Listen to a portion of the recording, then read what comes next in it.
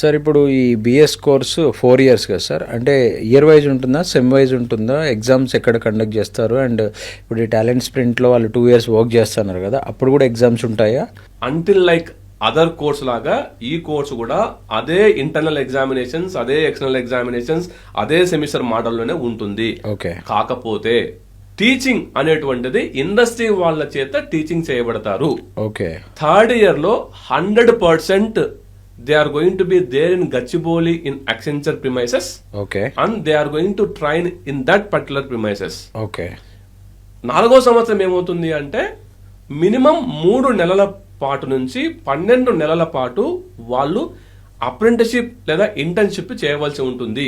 Okay. ఈ 3 నెలల apprenticeship నుంచి 12 నెలల అప్రెంటిస్షిప్ లో సెంట్రల్ గవర్నమెంట్ స్టైఫండ్ కూడా ఇస్తుంది. మినిమం 8,000 నుంచి 12,000 రూపాయలు స్టూడెంట్ కి పర్ మంత్ ఇస్తుంది. అలాగే కంపెనీ వాళ్ళు కూడా వాళ్ళ యొక్క శక్తి సామర్థ్యాల మేరకి కంపెనీ కూడా వాళ్ళకి స్టైఫండ్ అనేటువంటిది ఇవ్వడం జరుగుతుంది. ఇది కొత్త కోర్సు కాదు, పాత కోర్సే.